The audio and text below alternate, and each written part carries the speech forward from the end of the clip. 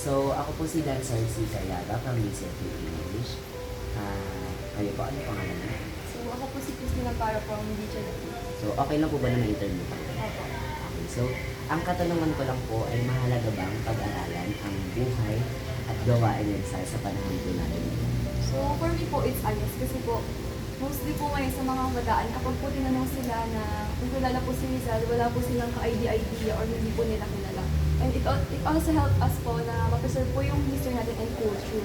And dun po sa pinakita po ni Rizal is, yung pagmamahal niya po sa bayan is hindi lang po about rebellion. Napapakita rin po na pwede rin po niyang mahal yung sarili ng bansa or iligtas po sa ibang paraan. And also po, nagpapakita rin po yun ng pagmamahal po sa education. So, yung mga sulat niya po at yung buhay niya po is pwede po natin gamitin lesson ngayon po dito sa generation po natin. So, ayun nga po, dapat po nating pag-aralan yung mga gawa ni Rizal at po yung buhay niya dahil para po hindi po natin makalimutan yung own history po natin or yung pinagmulan po natin. And also, para po hindi tayo malinlang ng ibang bansa or ibang mga lahi. And yung paggamit po ng education is, andun po, nagtuturo po yung mga gawa ni Rizal na kung paano gamitin sa tama yung edukasyon at yung talino. Yun lang po.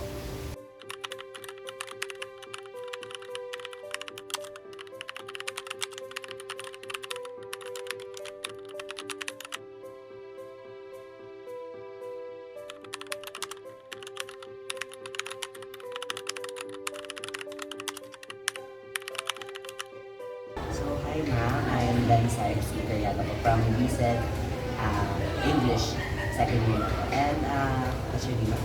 I'm Ryan Abedor. So, the question lang po is, mahalaga ba bang pag-aralan ang buhay at gawain ni Rizal sa panahon po natin? That's a definite yes. Oo naman. Kasi hindi tinanghal na pambansang bayani natin si Dr. Jose Rizal na walang masangan, diba?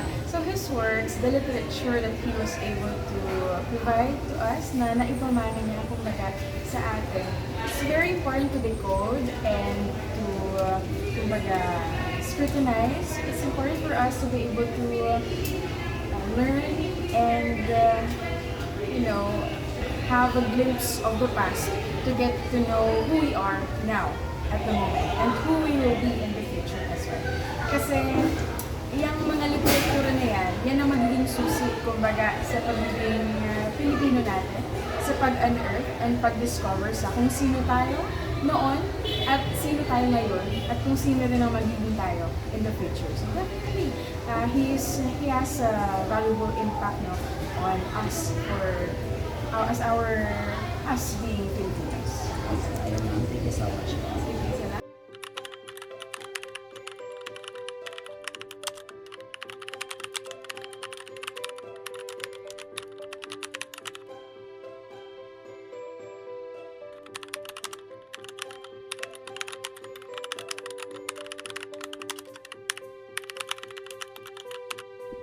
And magandang araw po. Ako po si Dan Sarsi Cariaga from Listen to English. Ano po pangalan niyo?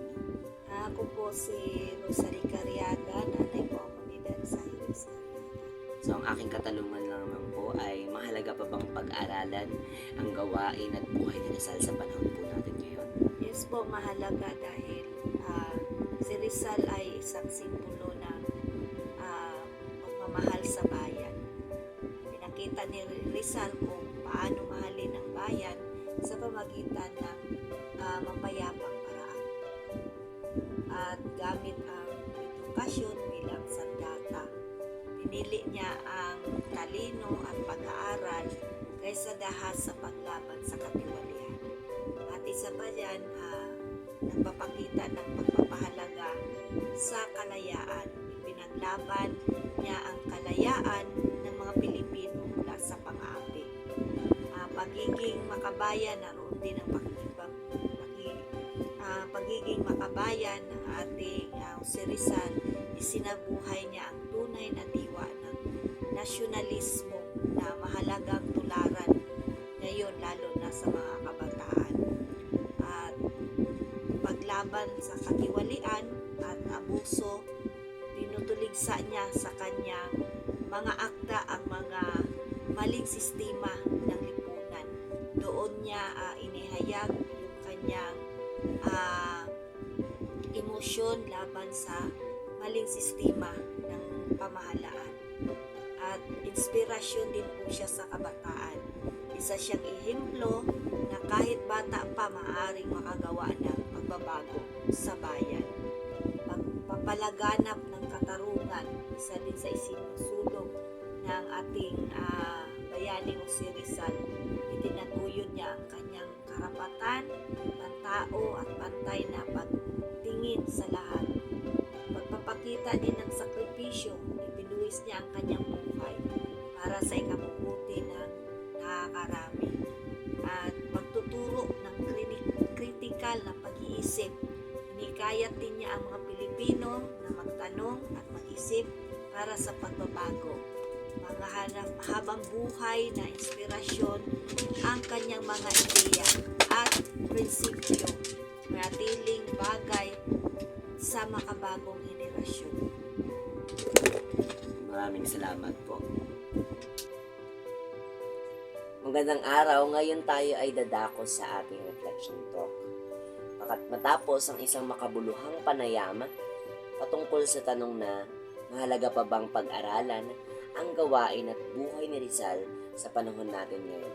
Isang tanong na nagbigay ng iba't ibang pananaw at perspektibo na tunay ngang kapansin-pansin. Narinig natin ang mga boses ng kabataan at ng ating mga nakakatanda. At bawat isa ay nagbigay ng bigat at saysay sa kanilang mga tugon.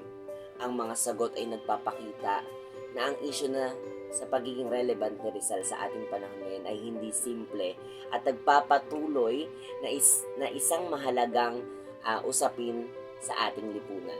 Ang aking refleksyon ay nakatuon sa pagpapahalaga sa mga perspektibong ito at kung paano ito nag-uugnay sa ating kasalukuyang realidad. Sa panayam, malinaw na marami pa rin ang naniniwala na ang pag-aaral kay Rizal ay nanatiling mahalaga. Binigyan din nila na ang kanyang mga prinsipyo at pagmamahal sa bayan ay nagsisilbing gabay sa atin lalo na sa gitna ng mga hamon ngayon. Nababanggit ang mga isyong tulad ng korupsyon at kawalan ng katarungan. At sinabi nila ang mga akda ni Rizal ay nagbibigay ng inspirasyon upang labanan ang mga ito.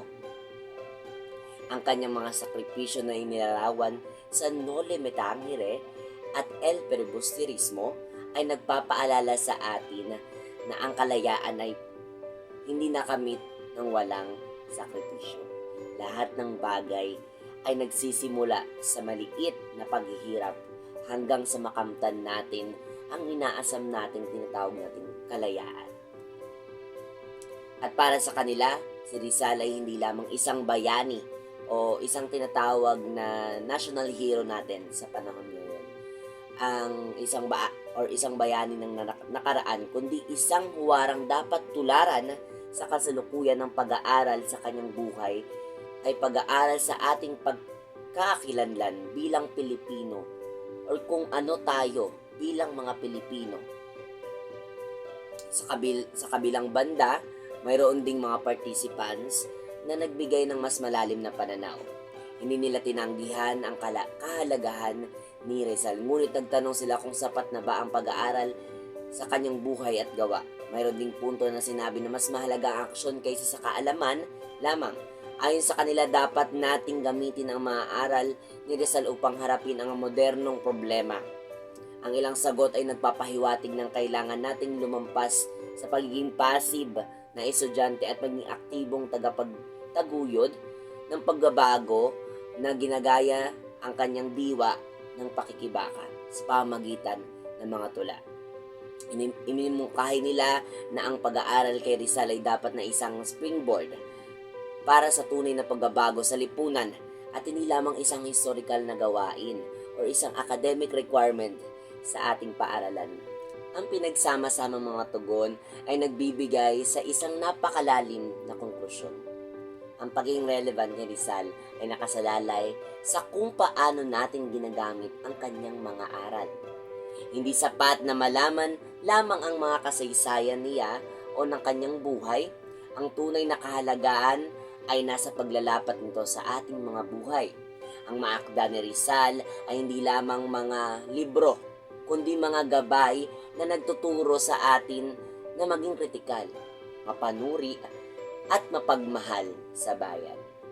Sa halip na magtanong kung mahalaga pa ba ang mga aral patungkol sa buhay at gawain ni Rizal, marahil ang tanong ay paano natin ginagawang mahalaga si Rizal sa ating buhay ngayon.